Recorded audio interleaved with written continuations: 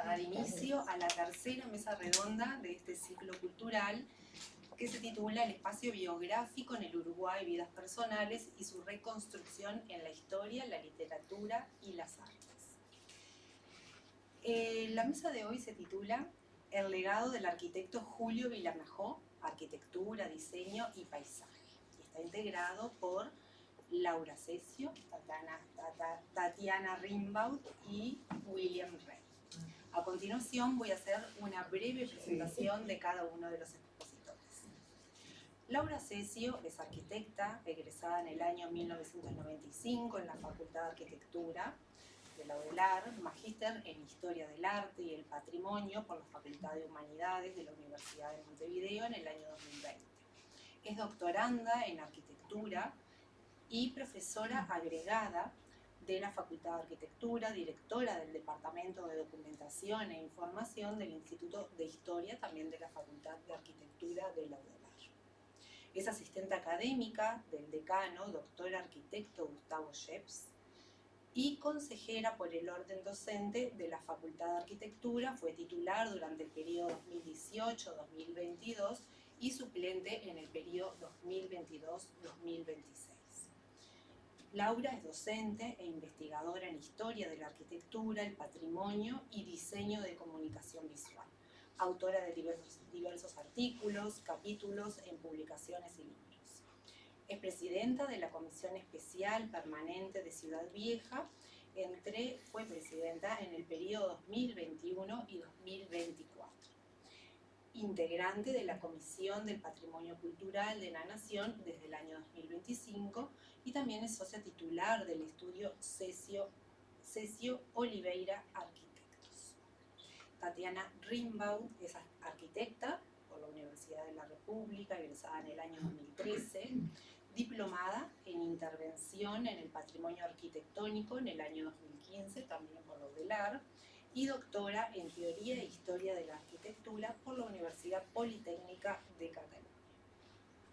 Es investigadora del Sistema Nacional de Investigadores del Uruguay, profesora adjunta del Instituto de Historia de la Facultad de Arquitectura de la UDELAR en régimen de dedicación total. También es responsable del programa de investigación Artes y Oficios en la Arquitectura del Instituto de Historia y forma parte del grupo de estudios en artes aplicadas a la literatura con valor patrimonial de la UDELAR. Integra el comité ejecutivo de Docomomo Uruguay. William Rey es arquitecto por la Universidad de la República, magíster en instrumentos para la valoración y gestión del patrimonio artístico por la Universidad Pablo de Olavide y es doctor en Historia del Arte y Gestión del Patrimonio Cultural por la misma universidad. Docente e investigadora en Historia de la Arquitectura, Urbanismo y Patrimonio Cultural, actualmente es catedrático en la Facultad de Arquitectura de la Universidad de la República y también en la Universidad de Montevideo. Presidió la Comisión de Patrimonio Cultural de la Nación en el periodo 2020-2025 y es autor de diferentes trabajos sobre historia de la arquitectura uruguaya y latinoamericana. Desde el año 1992 ha participado en múltiples encuentros científicos nacionales e internacionales. Ahora sí, sin más, los dejo en uso de la palabra. Bueno, muchas gracias, Natalia. Bueno, antes que nada, quisiera, en lo personal, pero creo que en nombre de todos también, agradecer al CDEI y a la Universidad de Montevideo esta invitación a pensar, charlar, intercambiar sobre una figura de la arquitectura que es realmente un referente en el Uruguay, quizás mucho más para los arquitectos, para los investigadores, que para el público en general, pero en el marco de esta presentación sobre el espacio biográfico en el Uruguay, nos parecía que era una figura más que adecuada por ser un profesional, un docente de enorme representatividad, pero al mismo tiempo una figura donde la vida, todo su pasaje personal por la universidad, es de enorme reconocimiento en el espacio académico. Reconocimiento que permite descubrirlo en una cantidad de aspectos, ya sea en el recuerdo de su obra, ya sea en el anecdotario.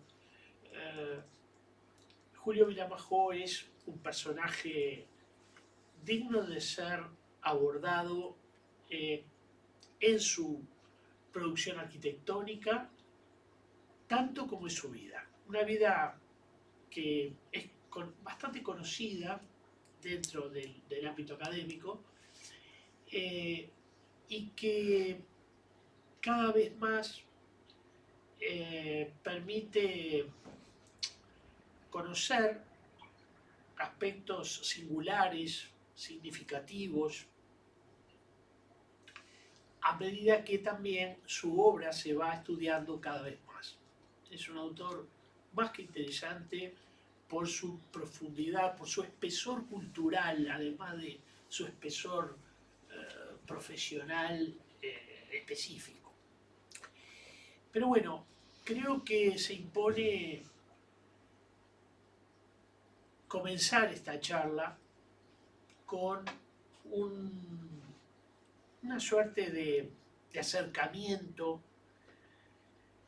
breve o sintético al menos acerca de su vida y de su importancia profesional.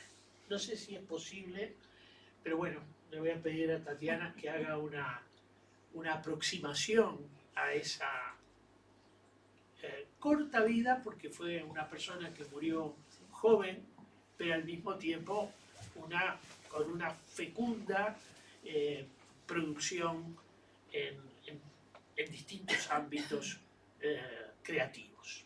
Bien. Bueno, así está bien, ¿sí? Un poquito más. Por favor. Gracias por la invitación, primero que nada. Nos tomamos la pequeña libertad de armar una presentación porque creemos en realidad que lo visual es muy importante en este caso, así que las imágenes nos van como a acompañar un poquito en esto de conocer a este gran personaje. Julio Vilamajó fue un arquitecto uruguayo, se formó en la Facultad de Matemáticas, en lo que era la Facultad de Matemáticas, en una formación que tenía una gran impronta de formación académica debitaria de la Escuela de Bellas Artes de París, en el marco de una facultad que todavía tenía algo de un primer esquema politécnico, que era el primer modelo de la Facultad de Matemáticas. Se formó en el plan de estudios de 1906, que lo habían armado las primeras generaciones de arquitectos uruguayos, como Acosta y Lara y Jones Brown, junto con Joseph Carré, que fue traído por el gobierno uruguayo para encauzar un poco lo que fue la formación en arquitectura. Carré va a ser el gran maestro de todas estas generaciones y va a tener una impronta muy fuerte en lo que es la carrera de Vilamajó. Vilamajó se egresa en 1915, el primer año que la Facultad de Arquitectura nace. O sea, la Facultad de Matemáticas tiene un quiebre y de ahí surgen las facultades de Ingeniería y de Arquitectura. En ese año Vilamajó egresa e inmediatamente después ya se suma lo que es la vida académica como docente de proyecto, primero de los primeros años en el taller de Jones Brown, y a la muerte de Carré va a como tomar el resto de los cursos, formando uno de los primeros talleres verticales de proyecto, junto con Graboto, que es el otro como heredero, vamos a decirlo así, de la figura de Carré. Esto que estamos viendo aquí es la presentación de Vilamajó al Gran Premio. El Gran Premio era una costumbre, un premio que instaura la Facultad de Arquitectura que permite a los estudiantes de arquitectura competir por la posibilidad de una beca, un viaje por Europa. Vilamajó es el segundo que lo gana, primero lo gana Graboto, y empieza una tradición que luego mucho después se convierte en el viaje de arquitectura que algunos conocerán. Bueno, y inmediatamente entonces después de recibirse, Vilamajó empieza a producir, primero en sociedad con uno de sus compañeros de generación, que es Horacio Azzarini, y luego va a ir como cambiando de socios y como generando arquitecturas por sí solo y con distintos asociados. Lo que trajimos para mostrar son distintas arquitecturas en las que no podemos, por el espacio-tiempo, profundizar, pero sí queríamos mostrar algunas de las viviendas de la arquitectura doméstica en donde Vilamajó va a desplegar sus conocimientos de esta arquitectura de base académica con una formación muy completa que incorpora materialidades y una preocupación y un espesor cultural muy grande, donde trae como elementos de la historia y los combina con materialidades nobles, con algunos gestos clásicos, como las primeras viviendas, algunos otros gestos que son incorporados de su viaje, de la experiencia de su viaje, en la tradición más árabe y morisca, en las viviendas que va a hacer junto con Pucharelli y Carve, por ejemplo. Y más llegado el final de la década del 20, hay como una pequeña transformación o bueno, unas búsquedas nuevas en donde Vilamajó va a encontrar estas nuevas maneras de poner en relación los elementos históricos con las novedades que traía o las búsquedas que traía la arquitectura moderna. También fue como incorporando y fue como intentando unos programas mucho más complejos, además de la numerosa producción de vivienda que realizó, programas que en muchas ocasiones accedió por concurso, era un asiduo concursero, se presentaba a muchísimos concursos, por ejemplo los primeros dos que vemos ahí son edificios ganados por concurso, bueno, bancos, el garage del Ministerio de Salud Pública, programas que son de gran porte y complejos, entre los cuales una de las mayores realizaciones de la obra, y creo que del legado de Vilamajó, es la Facultad de Ingeniería, justamente, que está ahí, que realizó junto a Walter Hill, que era ingeniero, y que en colaboración desarrollaron este proyecto que no solo es complejo y como difícil a nivel programático, sino que le permitió dejar como un pensamiento urbano, ¿no? Con un enclave que ya conocía, porque ahí él había empezado a proyectar el estadio de Peñarol en ese mismo lugar, y transforma ese saber que ya había como de conocimiento del predio, de que ya lo venía trabajando, en este proyecto que va a estar desarrollando durante un buen tiempo en colaboración con Hill. Otra de las características por las cuales Willy decía al principio esto del espesor cultural es que la arquitectura de Vilamajó y en su obra hay una relación que es bastante delicada, importante y una preocupación muy humanista en la relación entre el arte y el ornamento y la arquitectura. Una preocupación que no era desconocida por el resto de los arquitectos de la época, pero sí que hay una fineza y una delicadeza en esta incorporación, sobre todo en lo que es la relación que va a desarrollar en las obras ya más de la década del 30 con Antonio Pena, que ahí lo vemos tomando café con Vilamajó, que era un escultor y con el cual va a desarrollar una obra muy contundente. Algunos de los ejemplos, por ejemplo, que estamos viendo en detalle son del Brou, desarrollados por los dos. Y también, no solamente fue un arquitecto destacado con una producción muy grande y un docente, sino que tuvo otros intereses en los cuales desplegó este pensamiento, información y preocupación, aspectos que no son quizás tan comunes de una producción profesional, por ejemplo el diseño de luminarias, el diseño de joyería, pequeñas incursiones en lo que es el registro audiovisual, de filmación de su obra y hasta en la elaboración de unas pequeñas animaciones o dibujos animados o estas pequeñas películas que desarrollaba.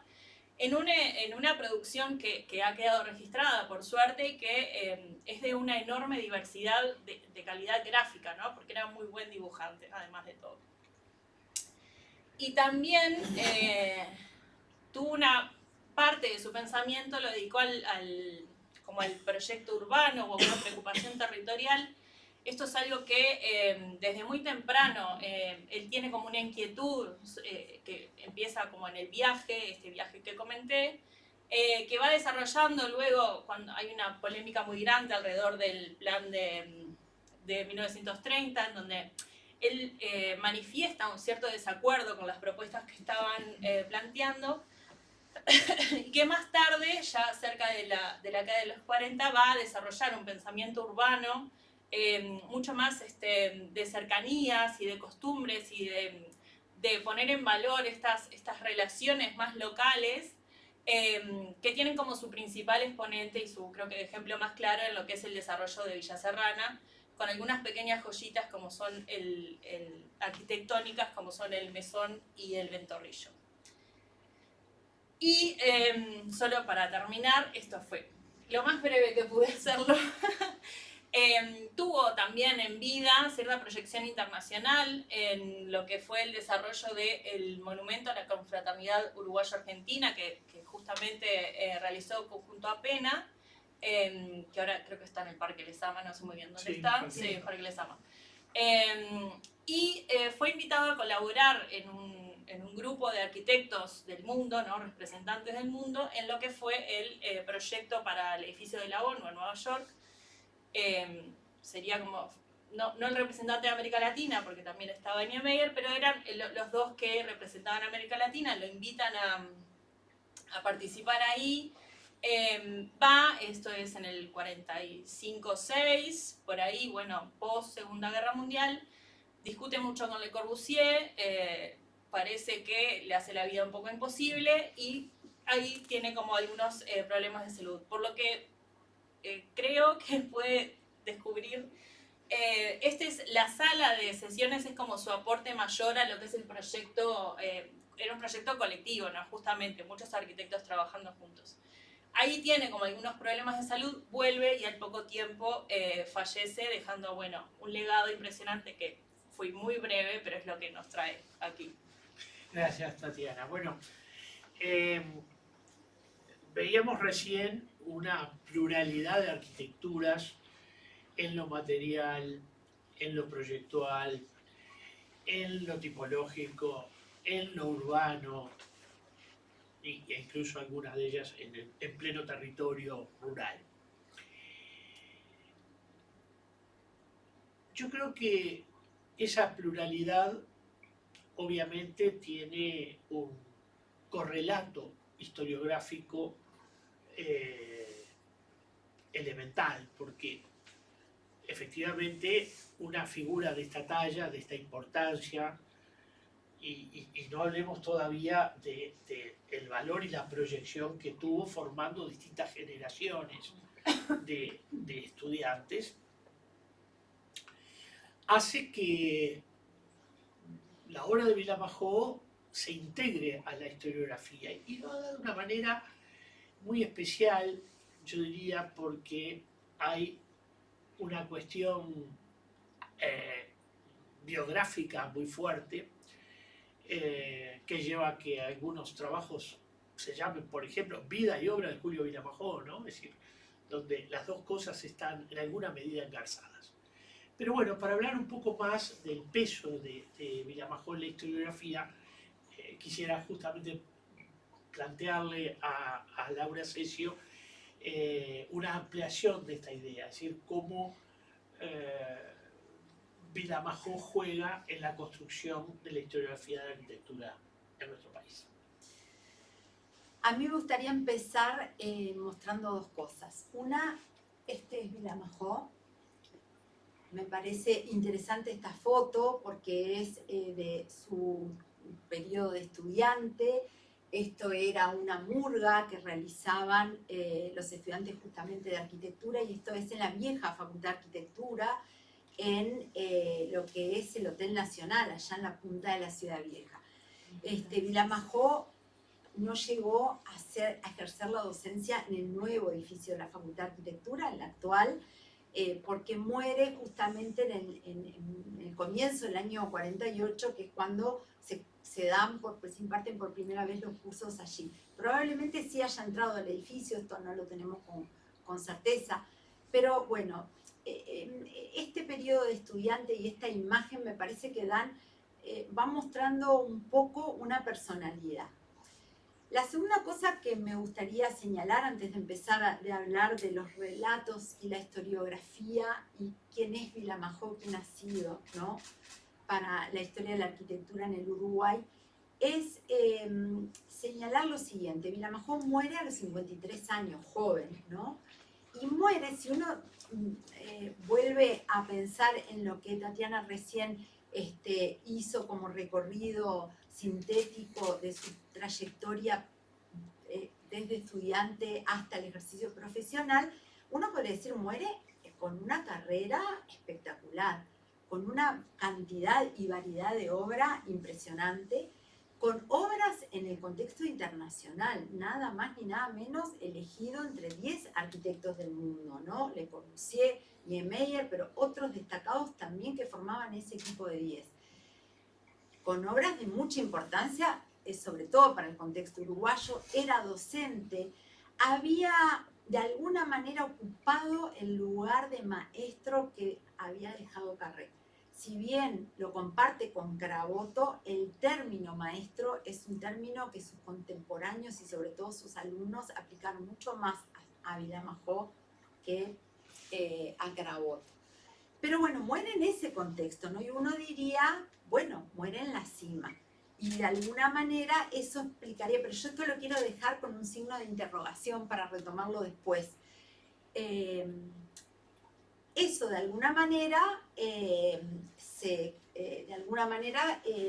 reproduce en lo que pasa instantáneamente, ¿no? Él muere y tiene un reconocimiento ya en el año 48 de los estudiantes, del resto de los docentes, de la comunidad de colegas, ¿no? Y eso se ve reflejado en que ese mismo año los 3 medios de difusión más importantes de la cultura arquitectónica uruguaya, que eran las revistas de los estudiantes, ¿no? La revista de la facultad, perdón, la revista de los estudiantes y la revista de la Sociedad de Arquitectos, salen los primeros escritos sobre Vilamajó. Obviamente que esos escritos tienen una enorme carga emocional, ¿no? Recién muerto, desaparecido, tienen un tono que uno lo podría asemejar a la semblanza, al obituario, ¿no?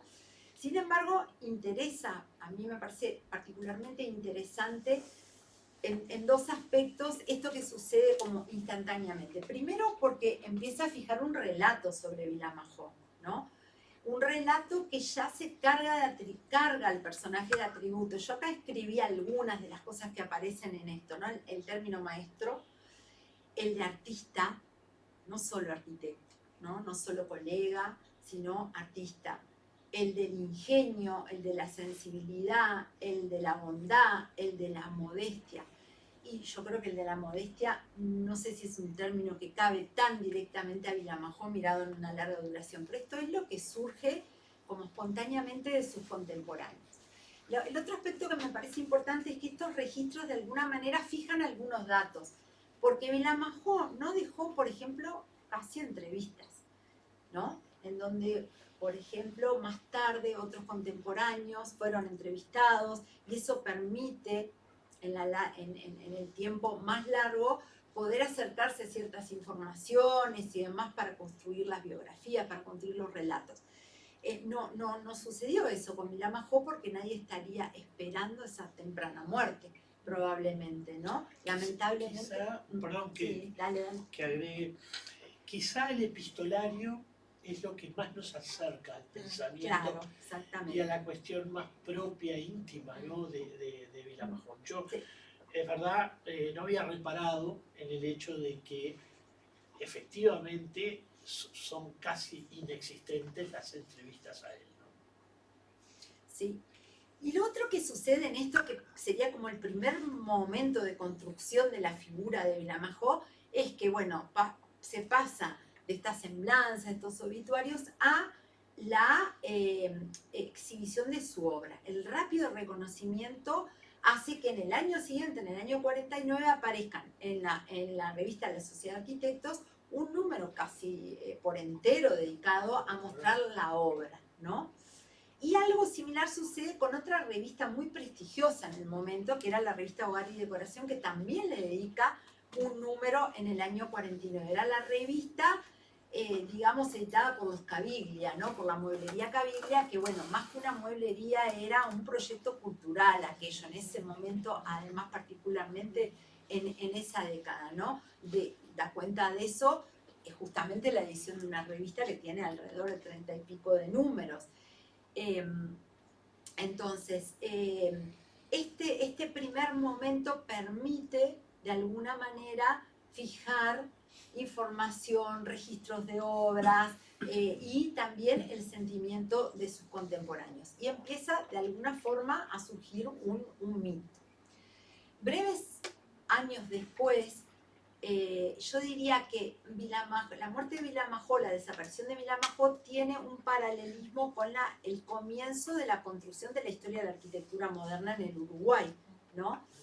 Que empezó, yo diría, casi en forma como paralela a que se estaba desarrollando el fenómeno, ¿no? Ya en la década del 60, en el año 64, aparece un artículo de Lucchini, de Aurelio Lucchini, quien había sido alumno de Vilamajó, un personaje importante, decano por 2 veces en la Facultad de Arquitectura, pero sobre todo historiador de la arquitectura en el Uruguay, que hace un artículo sobre la historia de la arquitectura moderna, que aparece en la revista de la Sociedad de Arquitectos, en donde Vilamajó es de alguna manera un actor protagónico, ¿no?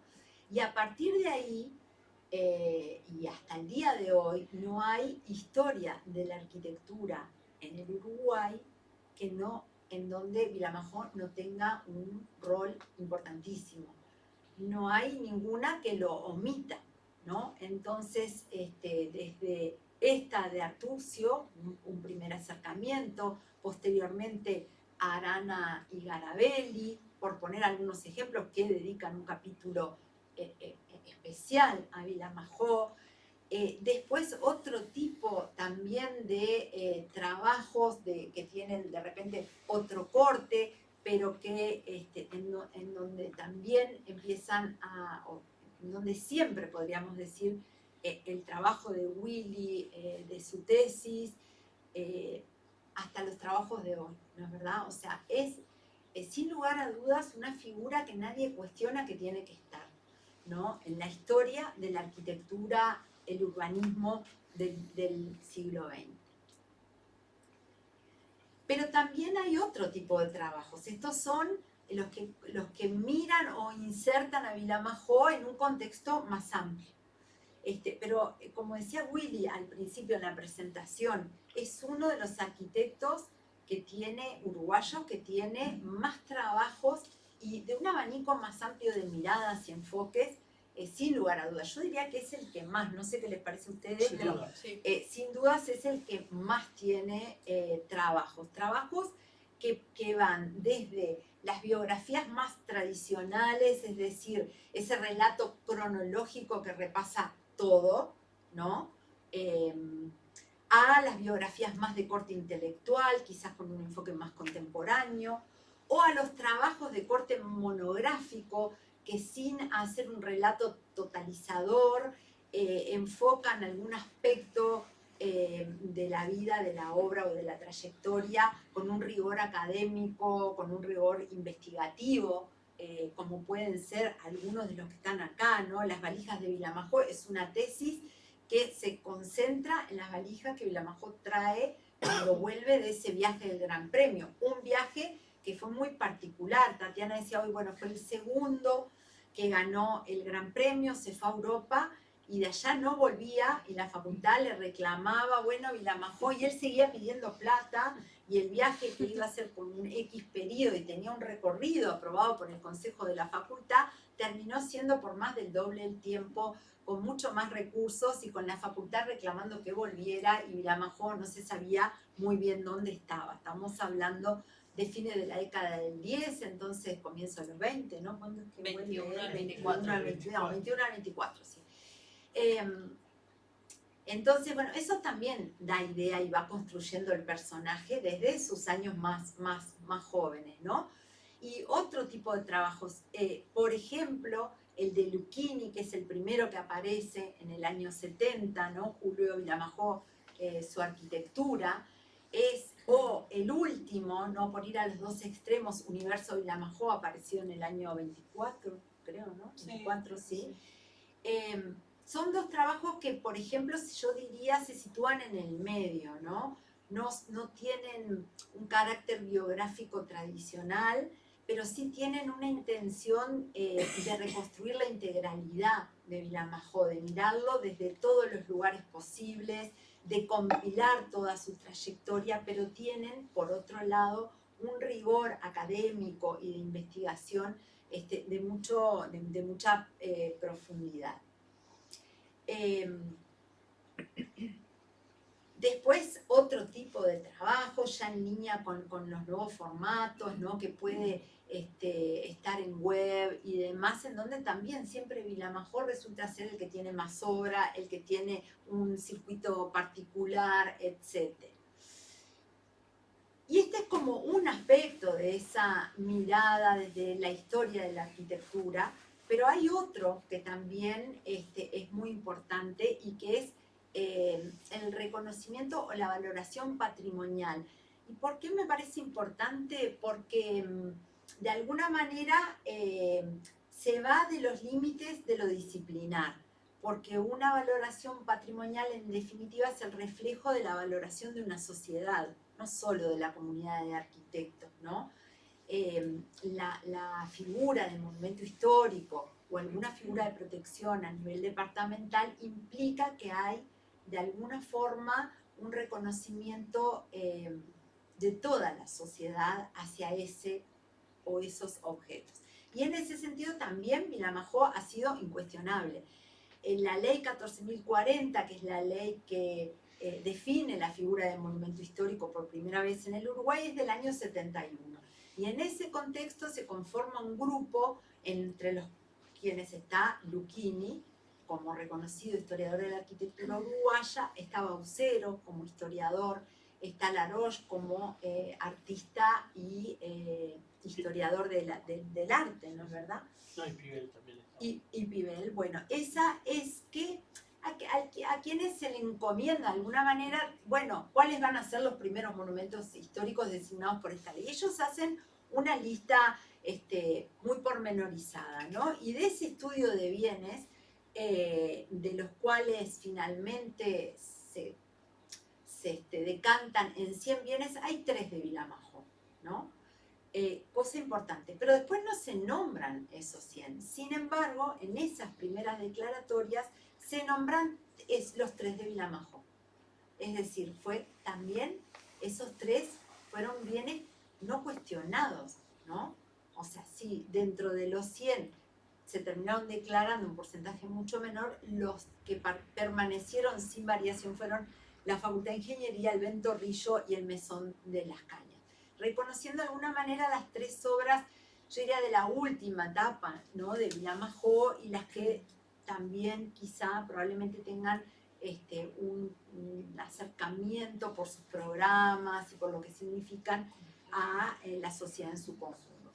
Bueno, dictadura mediante, luego de la dictadura y con Mariano Arana como presidente de la Comisión de Patrimonio Cultural de la Nación entre el 85 y el 89, ahí se declaran una serie de bienes modernos, es la primera, digamos, paquete grande de bienes modernos, y de vuelta acá aparecen 6 bienes de Vilamajó, de autoría de Vilamajó, entre los que están el Banco de la República de General Flores, Emilio Fontana, o el edificio Juncal.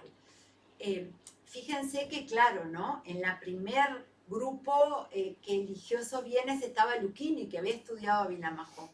En el segundo momento estaba Arana, que había sido colaborador de Lucchini en el libro, en la investigación sobre Vilamajó, pero además que había hecho, bueno, uno de los primeros textos sobre arquitectura moderna que vimos y que había dedicado un capítulo entero a Vilamajó. O sea, ahí hay un vínculo de alguna manera, ¿no? Entre los estudios, la investigación, el reconocimiento por parte de la historiografía, que de alguna manera desborda a la sociedad. Y si avanzamos más en el tiempo, entre el 95 y el 2015, se crea la figura de bien de interés municipal primero, departamental después, en Montevideo, y ahí aparecen nuevamente otras obras de Vilamajó, ¿no? Que se suman entonces a ese corpus patrimonial que es el más consistente en cantidad de obras, sin lugar a dudas. Si uno mira, hoy hay que como 2000... No, 1400. 1400. Como 1400. Padrones. Padrones, sí. Monumentos históricos, pero si uno le suma los bienes de interés departamental, bueno, y si uno hace un filtro por autorías, sin lugar a dudas Vilamajó va a ser el que gane, ¿no? en reconocimiento en eso. Bueno, yo lo dejaría por acá. Bueno, a esta parte. Gracias Laura. Solamente agregar alguna cuestión que quizás es poco académica.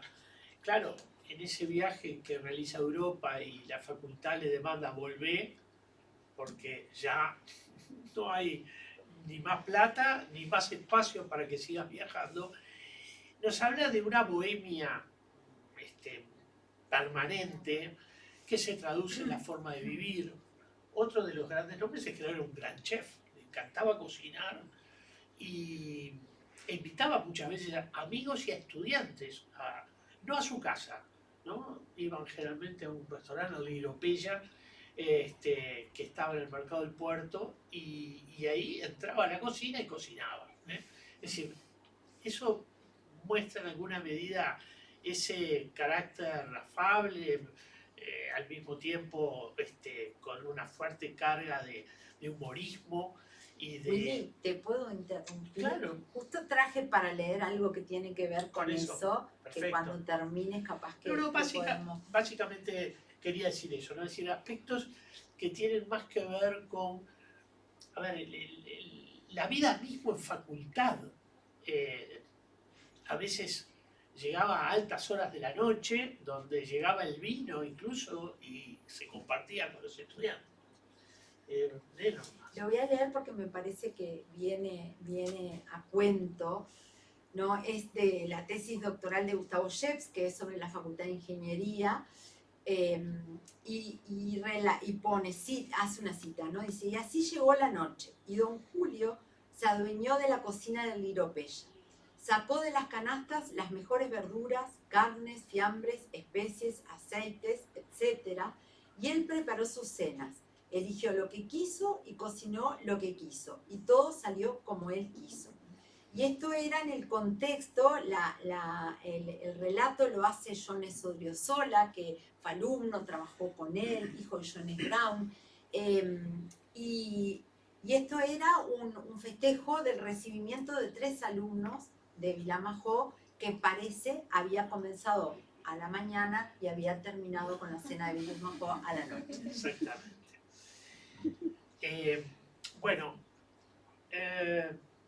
Yo creo que hay una faceta de enorme importancia reflexiva, que es su viaje. Su viaje lo marca, su viaje de becario, lo marca de una manera profunda. Todo lo que va a proyectar de ahí en más tendrá o será más bien un diálogo con ese viaje. Y bueno, me gustaría reparar un poco en la importancia biográfica y académica y profesional que tiene ese viaje. Por eso, bueno, nada, quisiera que nos ilustraras un poco, Tatiana, sobre esto. Sí, el viaje es súper interesante, solo para compartir, como comentamos ya, gana el Gran Premio, entonces lo hace como acceder a esta beca, que en principio era por 1 año y se extiende a 3, no es un viaje muy dilatado, y tiene la oportunidad de elegir el recorrido, que en la tradición del Gran Premio francés no había esa oportunidad, todos iban a Roma. Aquí en realidad cada viajero elige el recorrido y él va a recorrer España, Francia, Italia, de Italia va a Grecia y desde España hace parte del norte de África, creo que es Marruecos, Argelia y Túnez, ¿no? Los que están ahí, los 3 ahí. En 3 años sabemos que trabaja en algunos lugares, en Francia trabaja un poco en un estudio, tiene como un ir y venir como muy vivencial, ¿no? Son 3 años, la facultad le estaba enviando como dinero para que mantenerse, también la familia lo apoya. Y eventualmente ambos, familia y facultad, le piden que vuelva porque, bueno, ya ese dilatado es un montón, ya no se puede sostener. Pero efectivamente el recorrido vivencial de esos 3 años por lo que él entiende que es la cuna de la civilización en Uruguay, o sea, por la tradición mediterránea, que el Mediterráneo y toda esa zona es la cuna de esta civilización, yo creo que le deja en la retina un montón de información y un espesor cultural que él efectivamente traduce después en sus obras. No solo en sus obras inmediatas, que son las que hace con las viviendas que veíamos, que incorpora esta como sensibilidad andaluza, sino como en el resto de sus obras. Es un aprendizaje que después va decantando, va poniendo en relación, en diálogo con otras cuestiones, pero siempre tienen como en la retina ese aprendizaje y esa sensibilidad mediterránea que le es como muy cara en lo que es su manera de hacer. Y algo que me parece interesante, el viaje está muy estudiado, hay tesis, hay relatos, pero me parece interesante como que hay algunas preocupaciones que se despiertan en el viaje, que después Vilamajor retoma después, como por ejemplo la preocupación urbana, que es lo primero que él intenta hacer. Él se va de viaje con una tarea a desarrollar por la facultad, no es que se va solo de viaje, tiene como un encargo. Entonces lo primero que él propone es: quiero hacer un plan regulador para que nuestra ciudad tenga la importancia que tienen estas ciudades que estoy mirando. Eso es lo primero que él...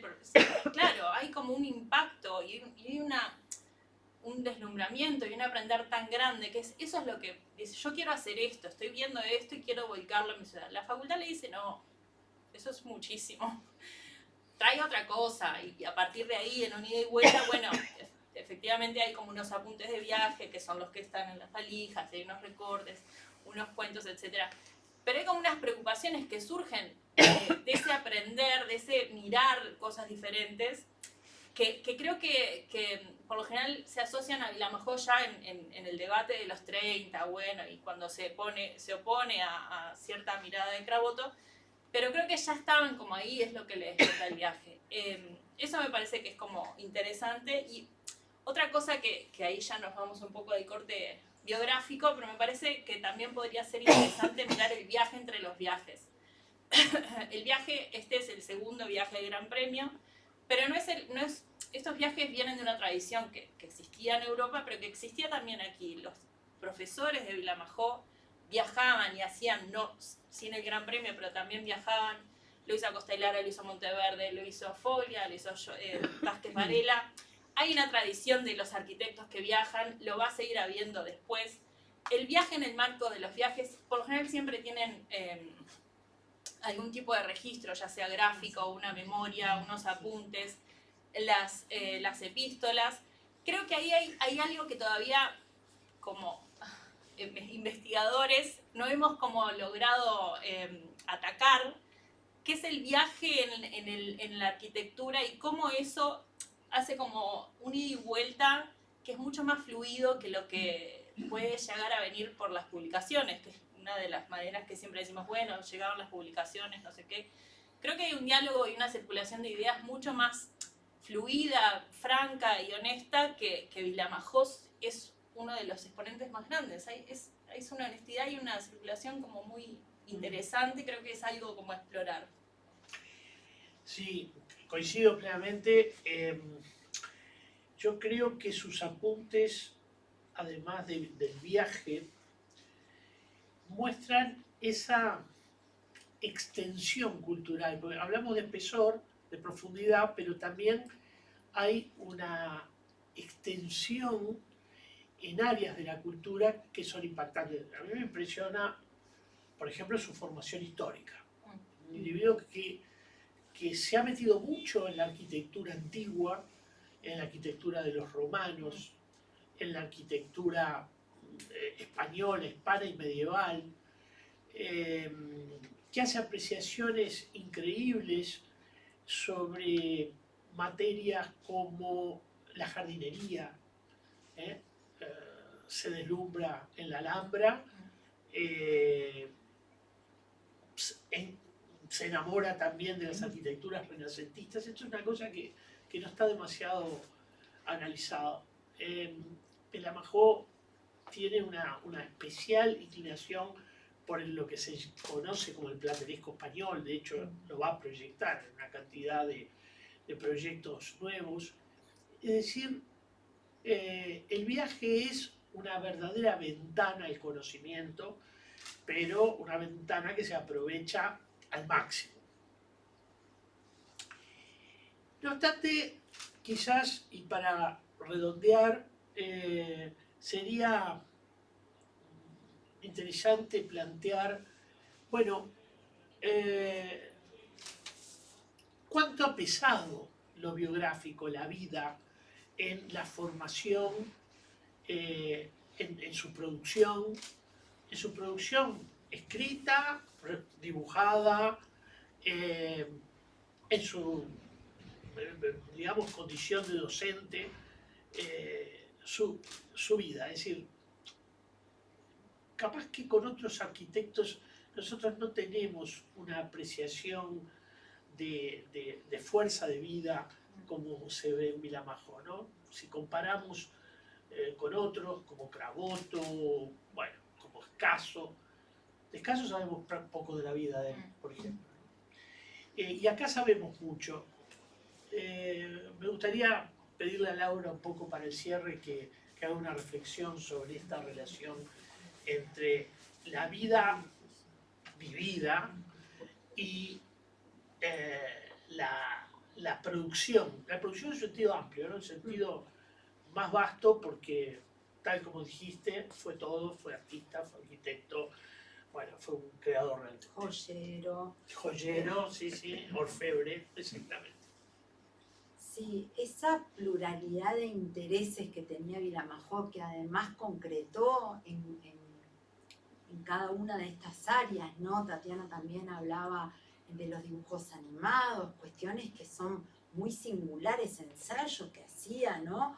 En distintas áreas. Habla de una personalidad polifacética, sin lugar a dudas, pero sobre todo habla de una personalidad muy fuerte, ¿no? Todo esto que estamos viendo desde su disfraz de estudiante, el viaje, cómo hace el viaje. Si uno compara, Tatiana decía recién, el viaje entre los viajes, no solo entre los viajes de su maestro, sino de su... Él era contemporáneo de Craboto, los dos pertenecen al egreso de 1916, primera generación que sale de la Facultad de Arquitectura, viven, se hacen las casas una enfrente al otro, son dos personalidades completamente distintas, ¿no? Entonces uno compara, por ejemplo, el viaje de Craboto y el de Vilamajó, bueno, uno también puede reconstruir esa personalidad a través de sus estudiantes, que hay muchos estudiantes, las entrevistas que faltan a Vilamajó, sí las hay a los estudiantes de Vilamajó sobre Vilamajó, ¿no?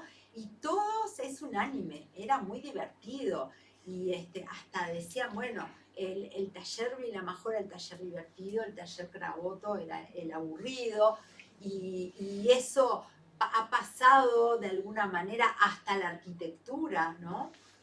hacer esa comparación de alguna forma de aburrida y divertida. Sin embargo, esta personalidad, y voy a volver a tomar parte de la tesis de Vilamajó, de Sheps respecto a ingeniería de Vilamajó, en el momento que él muere, no eran todas luces, ¿no? Yo hoy al principio les decía, Vilamajó muere, ¿no? Si uno mira el recorrido de la obra, en un momento culmine, era reconocido internacionalmente, estaba en el proyecto de la ONU, ingeniería, Villa Serrana, un montón de obras, docente reconocido, querido, etc. Sin embargo, Vilamajó había tenido un montón de problemas, ¿no? Y Sheps lo resume así. Falleció el 11 de abril de 1948 a los 53 años.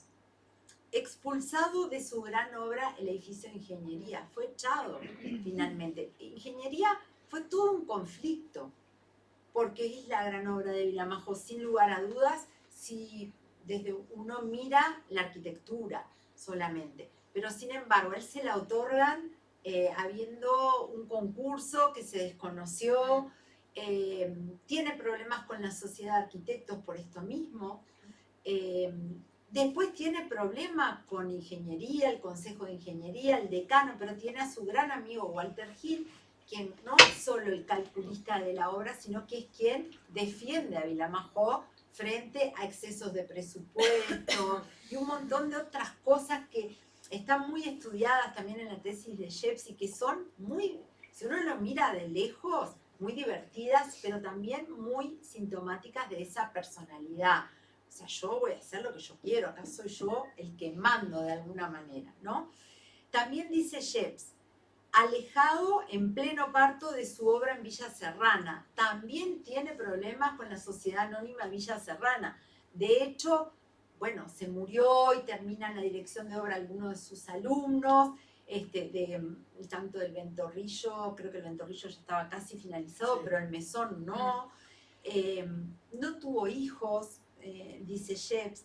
Expulsado de la sociedad de arquitectos por todos estos problemas, sobre todo por el problema de ingeniería, unánimemente aclamado, ¿no? Eso sí, es lo que se ve todo el mundo, muere Vilamajó y todos lo aclaman como ya vimos. Y dice Sheps, dígase como de cualquiera, hizo lo que pudo, ¿no?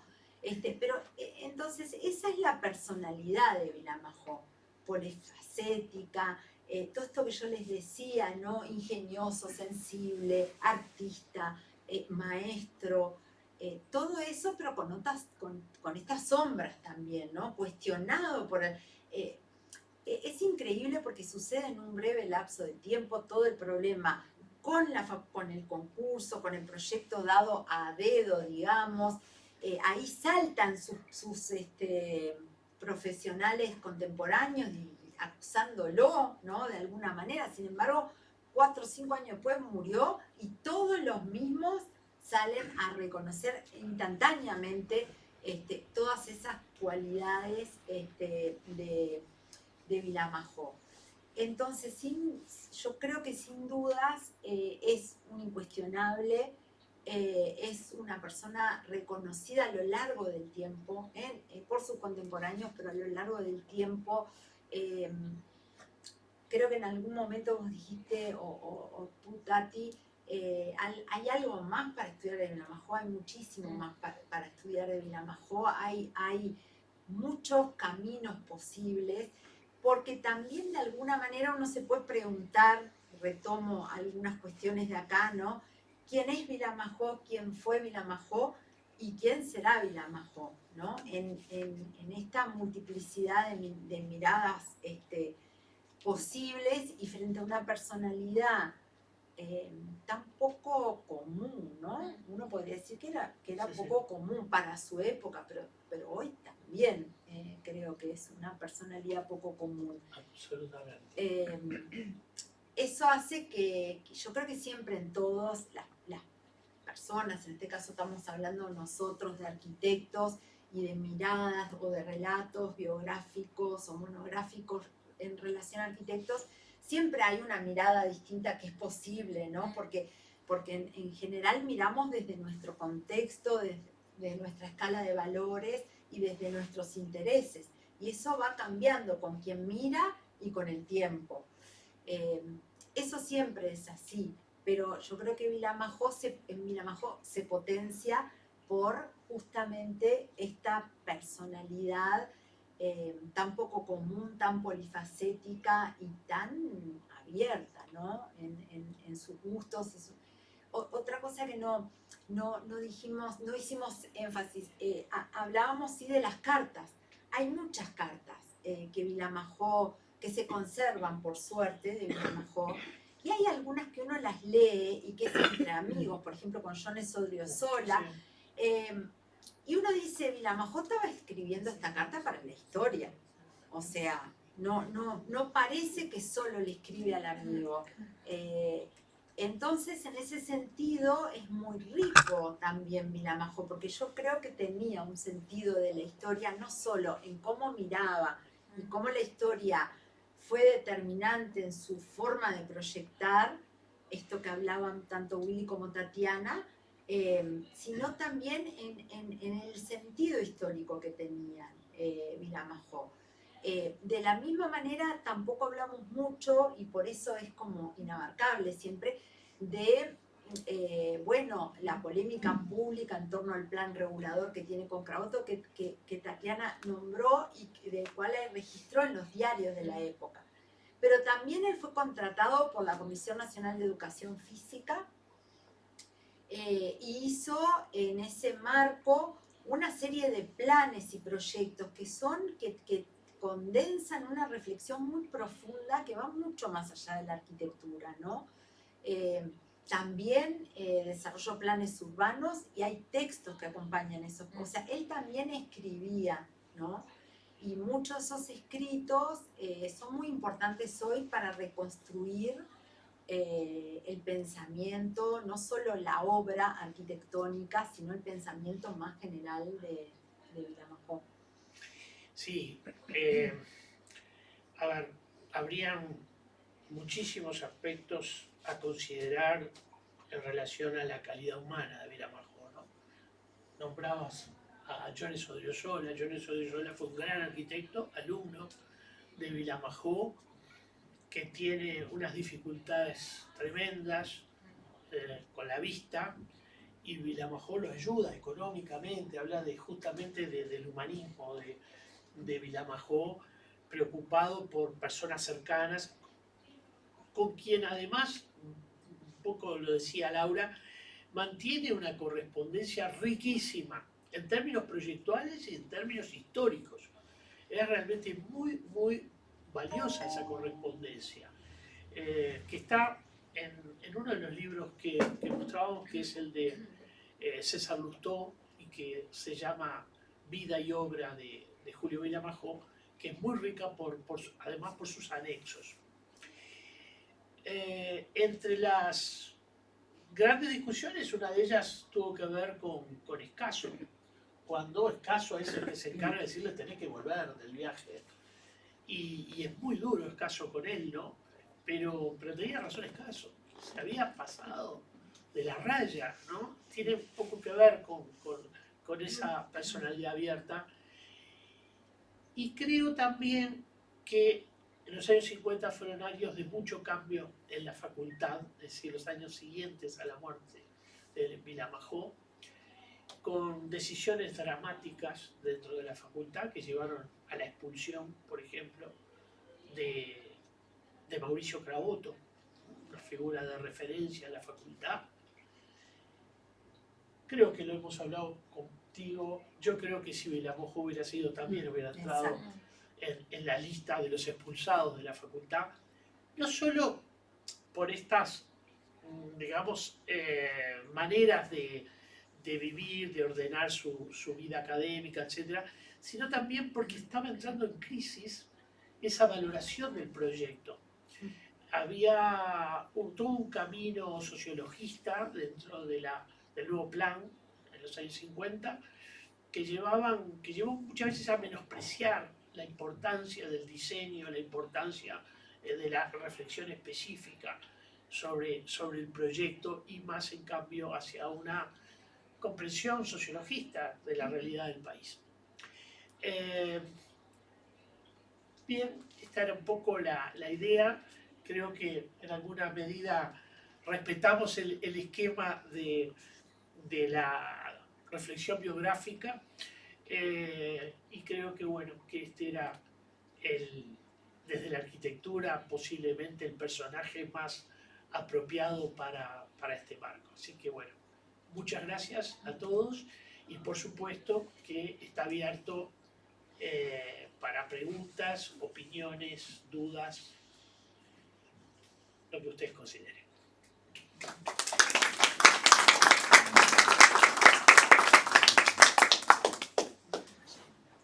Allí hay una pregunta. Me animo a romper el hielo. Muy bien. Bueno, mi nombre es Alejandra. Gracias por romper el hielo. Sí. Oh, mi nombre es Alejandra Freire, soy de Las Piedras. He hablado con ¿Cómo Laura andás? Cecio en otras oportunidades. Y a William Rey lo he visto en una oportunidad. Y lo que me convocó más que nada es porque había cierta relación en lo que fue Vilamajó con alguien que yo he ido investigando hace muchos años, que es Emilio Trías Dupré. Era proyectista y dibujante que trabajó en el Ministerio de Obras Públicas en la parte de vialidad y muy posiblemente haya sido alumno de Vilamajó. Entonces, bueno, conocer el entorno donde él se movía me ayuda a comprender y conocer más también la persona que yo estoy investigando. Así que muchísimas gracias.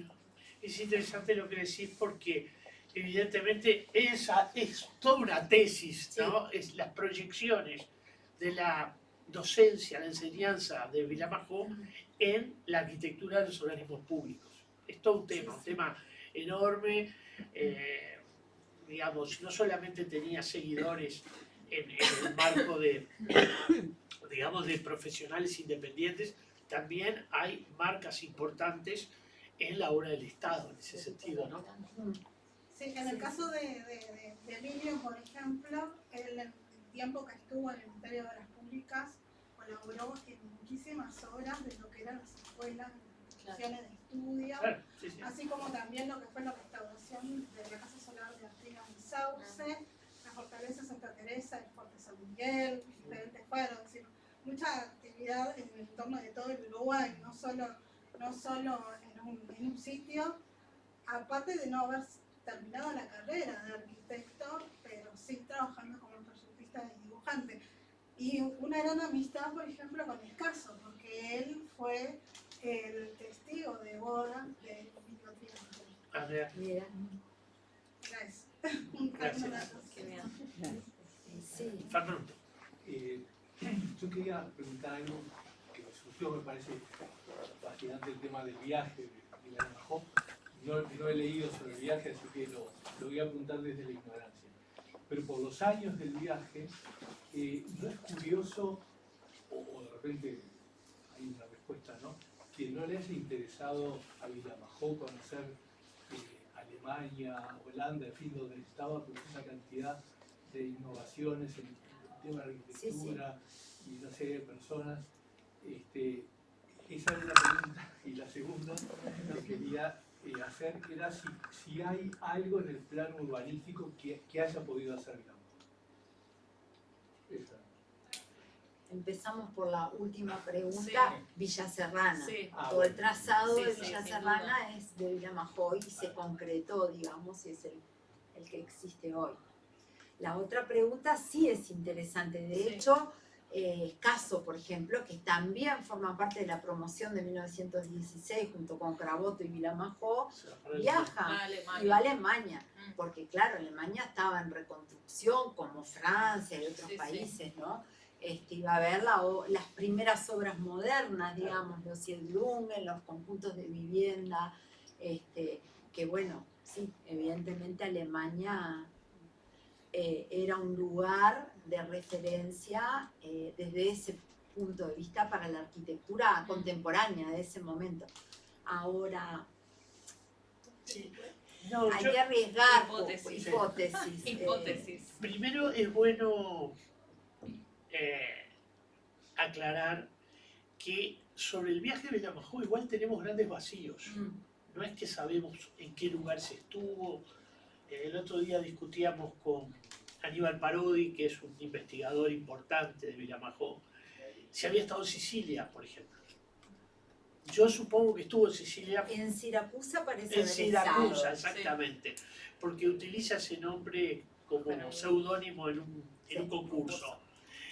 Pero no lo sabemos muy bien. Creo en alguna medida, y esto puede tener que ver con esas asociaciones entre vida y obra, que está buscando un mundo mucho más mediterráneo, le interesa lo mediterráneo, se cruza al lado africano, Italia, España, siempre se habló mucho del hispanismo de Vilamajó, pero siempre, por lo menos en mi tesis, planteé que había un mediterraneísmo más que un hispanismo, porque es ese mundo mediterráneo el que le interesa, le gusta la comida, le gusta la vida. Sus dibujos recogen mucho los tipos humanos mediterráneos, las expresiones culturales, la danza. Es decir, y puedo entender por qué también Escaso viaja hacia Alemania, hacia otros espacios de la modernidad, porque, bueno, está fascinado Escaso con esa modernidad. Vilamajó, obviamente que le importa la producción moderna, pero le importa mucho la historia, le importa mucho, digamos, una relación arquitectura, topografía, paisaje, y muy analizado en términos de historicidad. Entonces yo creo que eso explica un poco por qué no viaja hacia Alemania. Es tal cual, es una Europa que está muy destruida, ¿no? Sí. Él asiste, yo qué sé, a obras góticas que están cargadas de grúas porque, yo qué sé, la Catedral de Soissons, están deshechas muchas de esas cosas, y ve el proceso de reconstrucción. Alemania también tenía un grado importante, pero su reconstrucción tiene una fuerza de modernidad importantísima, quizás no tanto en Francia. Sí, yo agregaría a esto que dice Willy del interés por lo mediterráneo, no solo, también por la antigüedad mediterránea, Grecia y Roma, ¿no? En esto, sobre todo Grecia, en el tema de la relación arquitectura-paisaje desde un lugar que él después replica en muchos de sus proyectos, por ejemplo, no construidos, ¿no? Tatiana hablaba hoy que él había hecho el proyecto para el estadio de Peñarol en el Gran Predio de Ingeniería, no exactamente donde se ubica la facultad ahora, sino un poco más abajo, y si uno analiza ese proyecto, entiende que hay una mirada al teatro griego y a la implantación en el espacio existencial, diría Norbert Schulz, griego, ¿no? También lo hace para el estadio de Durazno, que tampoco se construyó en el marco de estos trabajos para la Comisión Nacional de Educación Física. Y hay muchos proyectos de Vilamajó que tienen que ver con contextos paisajísticos o terrenos con determinadas características en donde se puede reconocer esa mirada hacia la antigüedad clásica mediterránea, ¿no? Sí. Y bueno, probablemente por eso, pero es una muy buena pregunta. Sí. No de fácil respuesta. No. Yo esto lo desconozco, pero pensando en el corte esto de más biográfico, la familia Vilamajó es inmigrante de origen catalán, Claro. y de verdad lo desconozco, pero en la tradición familiar quizás también hay algo de esta transmisión oral de ciertas costumbres o imaginario, que no sería loco pensar que tenía ganas de ir a ver qué era eso que le transmitía a la familia, porque habían unas cuantas generaciones para atrás que ya habían venido, pero bueno, es como, ¿no?, los cuentos familiares de una tradición que es mediterránea, por Sí, supuesto.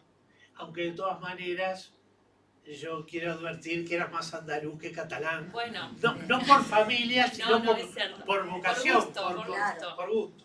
Exactamente. es cierto. Una pregunta. Sí. ¿Qué edad tenía él cuando arrancó al viaje? Fue en el 20. Él nació en el 98. nace. ¿no? No, nace en el 94. 94. Y Y si eh, que que tenía tenía 25 años. 25, 26 años, sí. Porque eso tiene que ver también con todo ese desplazamiento que hizo él, que me parece frente al otro, al anterior, a Craboto, que seguramente fue mucho más corto, ¿no? Sí, claro. Fue un año y algo, ¿no? poco Claro. el de Craboto. ¿Y él qué se comunicaba? Por Vía carta. Por cartas. Cartas, sí. seguro. Sí. Sí, sí. No, la respuesta, digo, también hay una muy rica relación epistolar de Craboto, pero claro, Craboto era mucho más ordenado. Sí, sí. También quería, a ver, el tiempo de formación académica también es bastante ordenado, digamos, en Villa Majó hay más un recorrido, un gusto de vida, son diferentes. Sí, sí, absolutamente.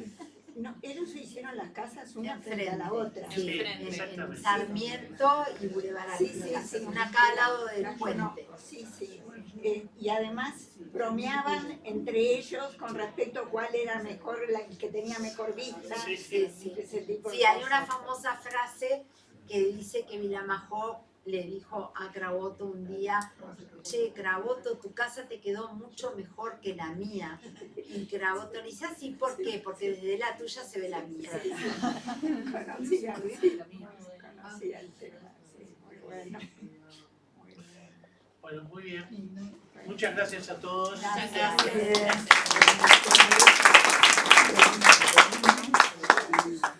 Muchas gracias, Laura, Liliana y Emilio, por esta presentación.